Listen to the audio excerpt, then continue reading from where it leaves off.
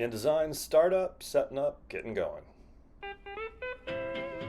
So I recommend opening Creative Cloud first to check for any updates or announcements.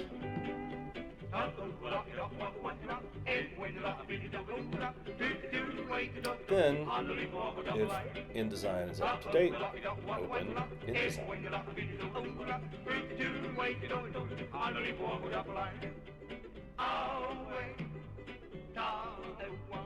InDesign will suggest new document presets. You can hide this if you like.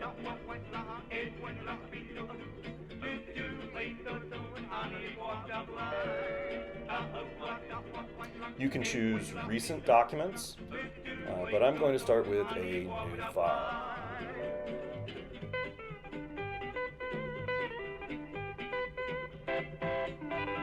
Choose print, web, or mobile, and templates will appear. I am choosing a letter template, then I will adjust the measurement unit to inches.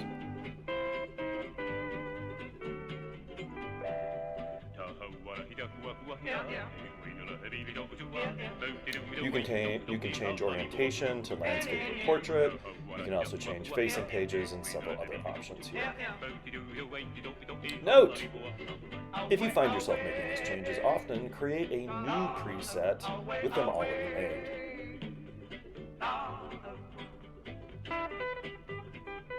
If you like seeing a control bar and properties panel, go to Window Control, and then drag the control bar to wherever you like it.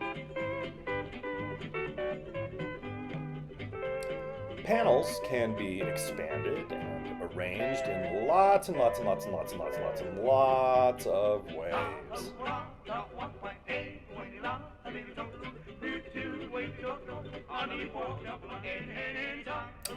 The tools can be viewed as a single or a double strip.